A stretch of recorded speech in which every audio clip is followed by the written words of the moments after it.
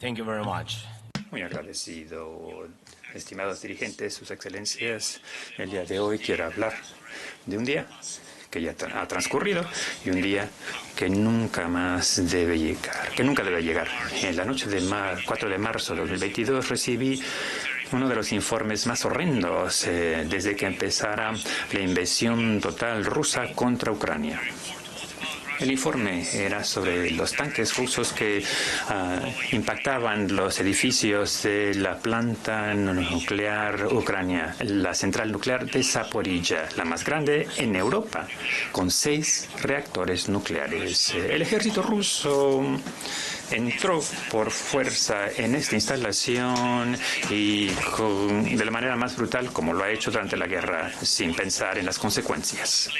Posiblemente consecuencias desastrosas. Se trata de uno de los momentos más horrendos de la guerra, cuando nadie se hubiese imaginado cómo los ataques rusos en instalación nuclear iban a terminar. Y a todos en Ucrania se les recordó lo que significó Chernóbil. Hoy, la central nuclear de Zaporizhia sigue ocupada por las fuerzas rusas. Es de lamentar.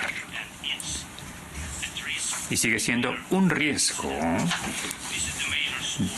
de un posible incidente nuclear. Es la fuente principal de peligro de radiación en Europa y posiblemente del mundo, motivo por el cual en la fórmula de paz presenté como primer punto el tema de seguridad nuclear. En Ucrania sabemos exactamente con qué estamos bregando y les doy las gracias a ustedes, integrantes de la Asamblea General, por haber aprobado la resolución en julio del corriente relativa a la seguridad de instalaciones nucleares en Ucrania. La mayoría en el mundo entiende lo que está en juego. La Asamblea General exigió que Rusia entregue control de la central nuclear Zaporizhia a Ucrania. Y solo así volverá la auténtica seguridad nuclear a Europa y al mundo. Y ahora voy a hablar del día que nunca debe llegar.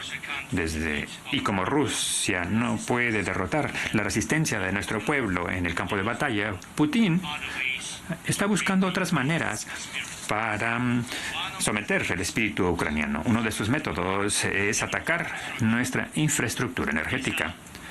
Se trata de atentados deliberados por Rusia en nuestras centrales de energía y toda nuestra red eléctrica. A la fecha, Rusia ha destruido todas nuestras plantas termoeléctricas y una gran parte de nuestra capacidad hidroeléctrica.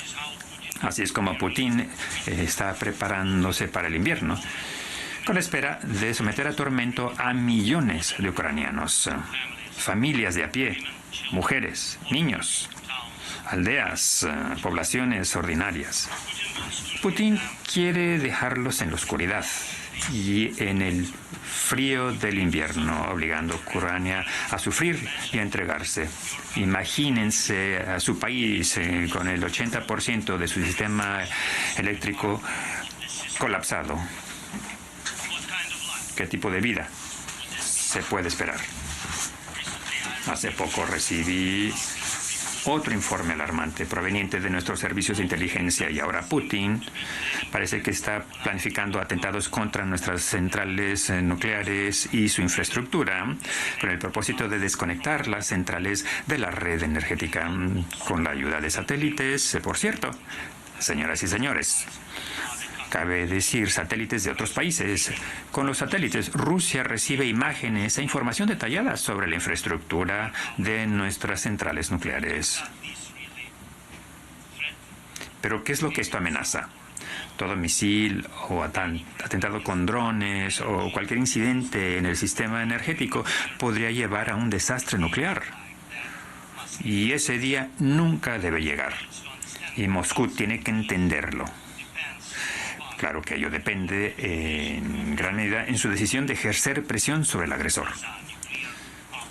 Estamos hablando de centrales nucleares y deben estar protegidas. Señoras y señores, hace 2 años, en el otoño de 2022, propuse una amplia estrategia para poner fin a la guerra y para garantizar la seguridad. Presenté la fórmula de paz en una plataforma muy inclusiva de mandatarios mundiales en la cumbre del G20 en Indonesia, representando a miles de millones de ciudadanos de todos los confines del mundo. Y es importante para nosotros que todas estas personas nos entiendan que Ucrania quiere poner fin a esta guerra como nadie más lo desea en el mundo.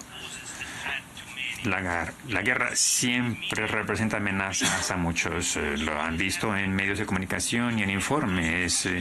Lo que ocurre en Ucrania debido a la guerra de Rusia es algo que muchos imaginan le pasaría a ellos. Y efectivamente, el humo del incendio en las ciudades afectadas por la guerra puede llegar a otros países y, Dios no lo quiera, si Rusia causa un desastre nuclear en una de nuestras centrales nucleares, la radiación no va a conocer de fronteras y lamentablemente varias naciones van a sentir los efectos devastadores. Y son muchos los desconcertados al entender muy bien la guerra, porque saben cómo destruye hogares. Si el pueblo ucraniano, que ha sentido todo el dolor de esta guerra, los niños ucranianos que anhelan distinguir los ruidos de los diferentes tipos de artillería y drones debido a la guerra Rusia, nuestro pueblo se vio forzosamente separado por la ocupación porque Putin decidió que podía hacer lo que le venía en gana. Nuestros soldados heroicos son los que han entregado la vida defendiendo nuestro país de los invasores que quieren robarse nuestra tierra. Por ello hemos dicho con todo atino de que no puede haber paz justa sin Ucrania. Y doy las gracias a todo mandatario, a todo país que nos ha apoyado en esto y que nos entiende. Y que ven como Rusia, un país más de 20 veces más grande que Ucrania en cuanto a territorio, aún quiere más territorio. Más territorio. Es descabellado. Y se está haciendo con ese territorio día a día, mientras que a su vez quiere destruir a su vecino. Y Rusia encontró muy buenos compinches para ello, Corea del Norte e Irán. Es decir, una selección de amigos. Ahora todos los vecinos de Rusia en Europa y en Asia Central saben que la guerra puede llegar a ellos y se preguntan qué tipo de pérdidas ello supondría para el mundo.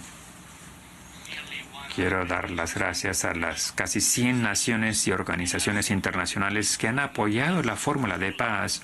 En verdad se trata de una comunidad mundial. África, Asia, Europa, América Latina, América del Norte, la región del Pacífico, todos unidos por la fórmula de paz. Y qué gusto que la cumbre de este verano recordó lo que dijo la Asamblea General, en donde todos son iguales, todas las naciones que participaron en la Cumbre de la Paz, naciones grandes, pequeñas, sin derecho de veto, sin autoridad para bloquear,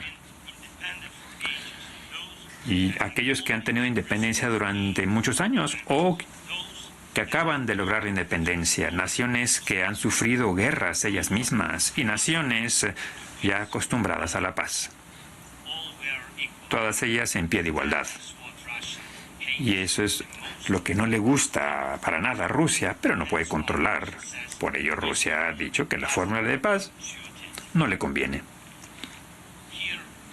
Aquí, en las Naciones Unidas, ya me he reunido con dirigentes de la India, Guatemala, Japón, Italia, Turquía, Finlandia, Canadá, Paraguay, Eslovenia, Alemania, entre otros. Y seguiré reuniéndome. Se trata de distintos países de distintas regiones del mundo con distintos medios políticos de vida, pero comparten el mismo entendimiento. Se necesita la paz y debe ser una paz real y justa.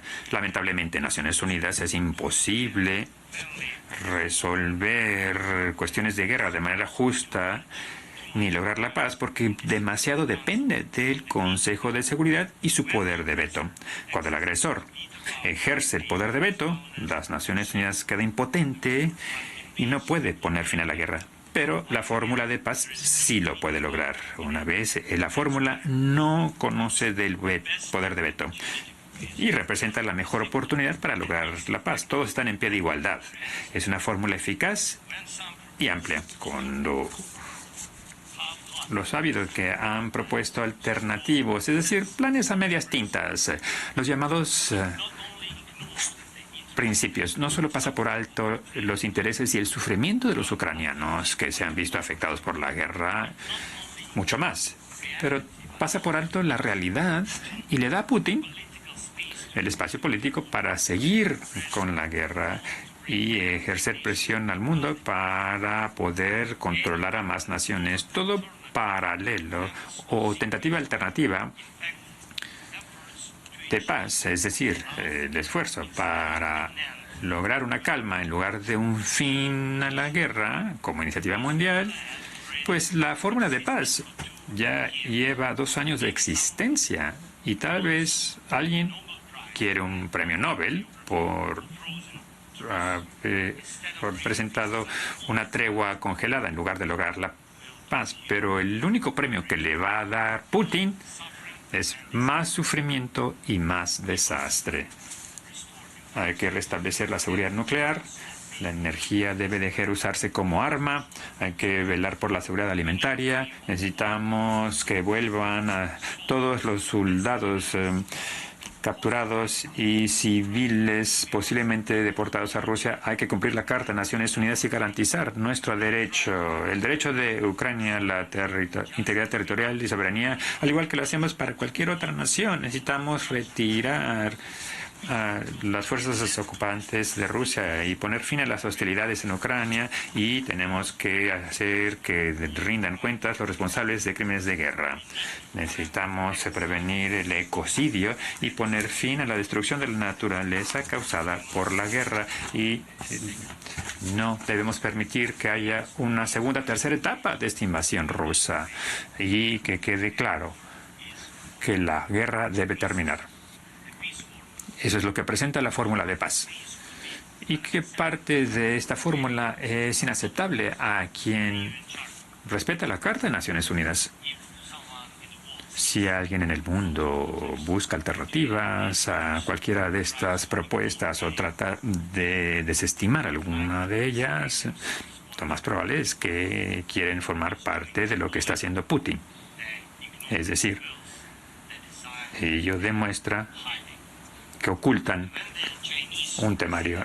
Y cuando el dúo chino-brasileño trata de convertirse en un coro de voces con alguien en Europa, con alguien en África, diciendo algo como alternativa a una paz justa y total, pues hay que preguntarse cuál es su interés real. Todos que deben entender que no van a reforzar su poder a expensas de Ucrania, y el mundo ya ha sufrido guerras coloniales, confabulaciones de las grandes potencias a expensas de quienes son más pequeños. Todo país como China, Brasil, naciones europeas, africanas, en el Medio Oriente, todas las naciones entienden por qué esto tiene que ser algo del pasado, y los ucranianos nunca aceptarán, nunca, porque alguien en el mundo piensa que ese pasado colonial horrendo, que no ayuda a nadie hoy,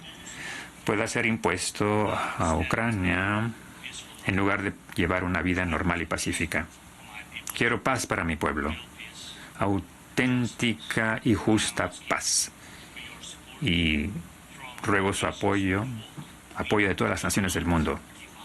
No debemos dividir el mundo.